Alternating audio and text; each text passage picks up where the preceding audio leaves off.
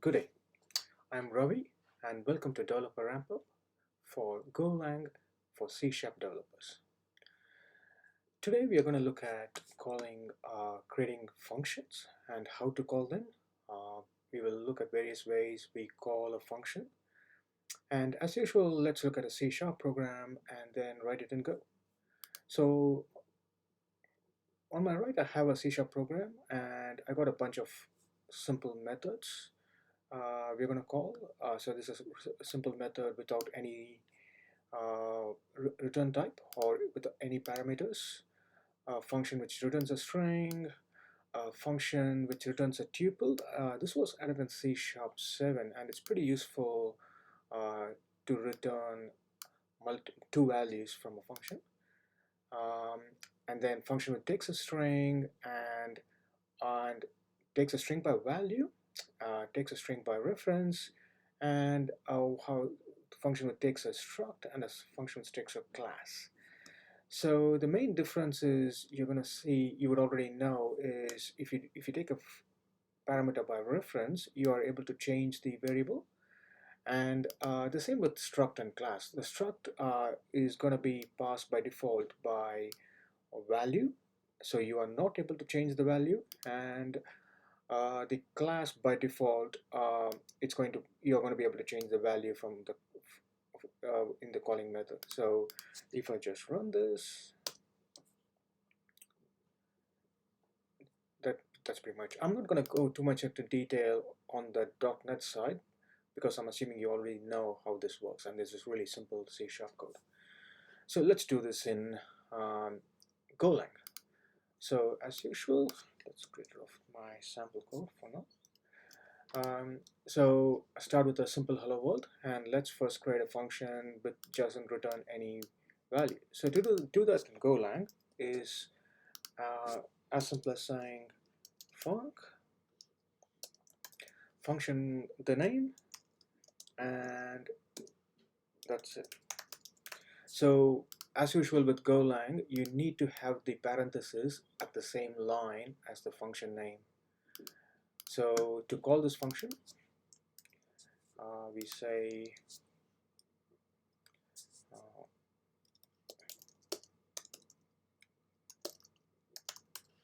so we do this and we call this function. Let's get rid of this for now. And that's pretty much it. I'm not even going to run this because it doesn't return anything. So the second one is function with a string return. And so to create a function, function, the name of the function. And this is where there's a syntactic difference between C#. The return type is after the name of the function. So we are saying it returns a string. And then we call the function and we basically say return hello. And to call the function, so we say function with string return and it returns a string. So let's put it in a variable name colon equals to hello. So it's going to automatically create a string type based on the return, and it's complaining because we are not using it. fmt.print ln name. And if I run this, here you go. So we are calling the function which returns a string and we are printing it here. And what about the next one? Function with a tuple return. So here it gets a bit more interesting. So return multiple values. So let's do the function first. Function with tuple return, and here we say instead of just as one value we can return multiple values. So we're going to return a bool and a string, and we start a function, and to return, so we say return true and hello. And function with tuple return. So it's the same. So now here you would say, to call that, you would say okay, comma, I'll return name, or say n, and colon equals to function with tuple return, and then let's print it.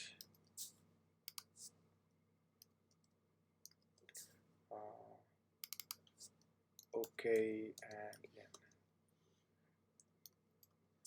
So let's run that. So here it returns the Boolean value as well as the name. So this type of returning multiple values is used widely in Golang for returning errors. Um, Remember, Golang does not have a throw exception concept, at least not yet. Um, so to return an error and a response from a function, you would generally use this format. So you'll basically have a response and you might return an error. And it's pretty useful. And on top of that, you can actually have, so this is only two values. So there's nothing, you can actually have multiple return types. So you can actually say return bool and another int. So you can actually say 10. And for calling that would be exactly the same. So you would say the same thing, and instead of this, you will say okay, 1 and 1, and I1, and you can get okay, 1 and 1, I1. So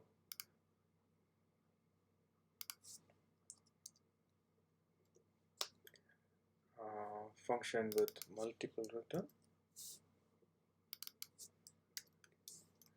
So it's pretty useful. You can, so that's why if you need different kinds of responses from your function, this is a nifty way to do it. And just to run it, that's it. So then the next bit is the function by value and function by reference. So Golang, by default, everything is by value. Unless you explicitly say you want it by reference, it is going to be by value. So to do it by value is, so we say func, function name, and you're going to be taking a string, so string name, and it doesn't return anything. So let's do that, and let's try changing the name to something else. So why am I getting, yeah, this is my C# code coming into Golang. Okay, so and to call that, I'm going to comment out these print these things. Okay, just leave it there for now. By value, and we have to send a string, so we're going to send name. We already have names. Just to be sure what we are sending, I'll just do name equals to hello, and I'm expecting the same value to be retained even after I call the function, because we are passing by value. So even though I'm trying to change it in the function, it really shouldn't matter for the caller. So here you go. So it's still hello. So let's do just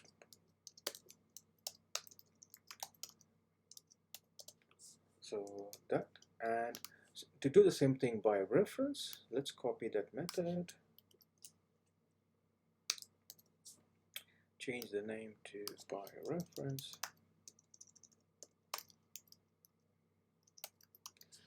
and instead of taking a string, we need to take a reference to a string. And to do that, you basically have a star prefixed with the string. And to you be able to use that variable, you need to do the same to the variable name. So now we are dereferencing. So the star is a dereferencing operator. So we're dereferencing the string and dereferencing that reference and using the value and assigning it here. And in this instance, I'm expecting the value to be changed in the parent as well. So let me copy that.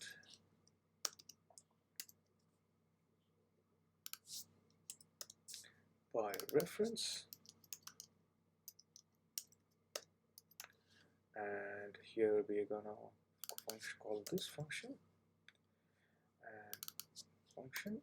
So now we get a squiggly line because we are trying to pass a string instead of its reference. So to pass the reference, you need to prefix it with the ampersand operator.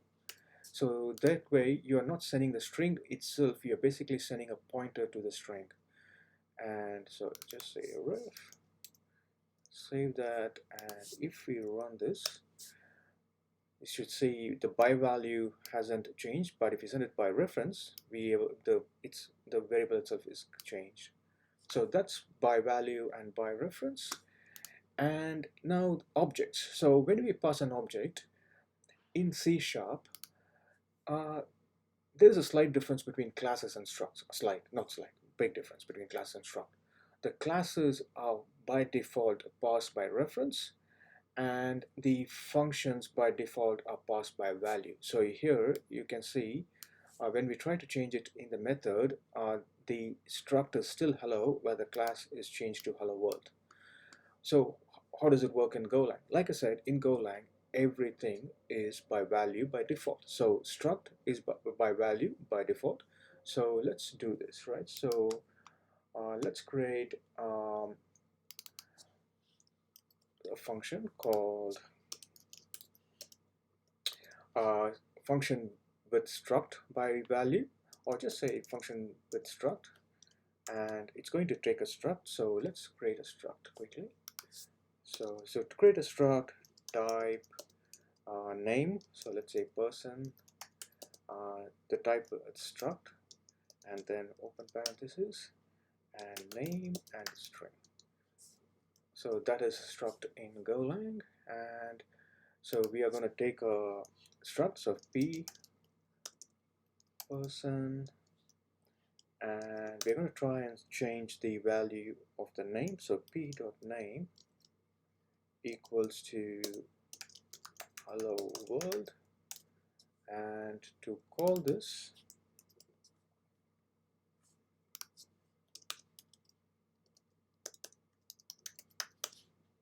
we need to create an instance of the p. So we say var person equals to person, and then we can straight away assign the name, and we print it as well. So we need the by value first.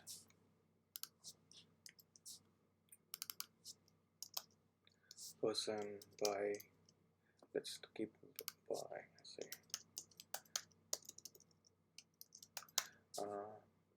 call this variable by value. So and let's run this. So when we pass a person by value, so let's say, so when we pass a struct by value, the value hasn't changed, even though we are trying to do that in the method. And let's create another function where we take this person by reference. So like we saw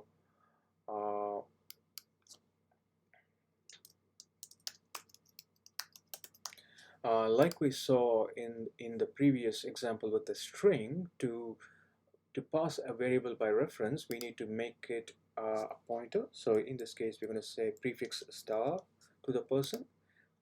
And unlike what I said for the string, so where you had to use the star to dereference it, a struct is a special case. you are able to use just do p.name without having the star. So you don't need to do the star, or you are not able to do the star. So that's a slight difference between a type like a string or a normal base type like string integers and struct. And to call it so struct by value.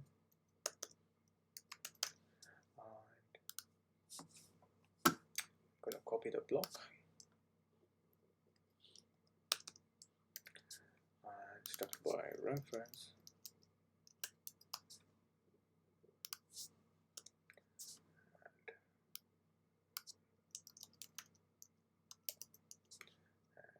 Print this person.